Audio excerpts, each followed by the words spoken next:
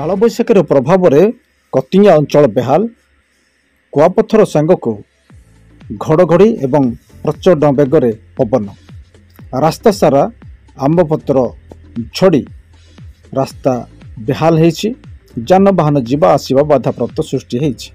आपण मान छवि देखुछंती कतिया अंचल रे जहाँकि मुख्य रास्तार छवि आंब गछर पत्र पड़ी संपूर्ण भाव में विभिन्न गछर पत्र पड़ी रास्ता अवरोध हो रास्ता कदज होता देखा मिली।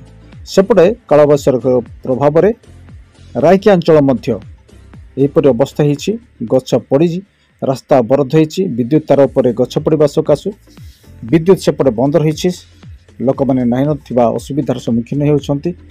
सेपरी विभिन्न स्थान में कालबैशाखीर प्रभाव में गछलता पड़ी विभिन्न स्थान में मध्य अवरोध होता सूचना रही। दर्शक बंधु टिकिनिकी खबर अधिक अपडेट पाई टिकिनिकी खबर को सब्सक्राइब लाइक और शेयर करने को भूलिए नहीं।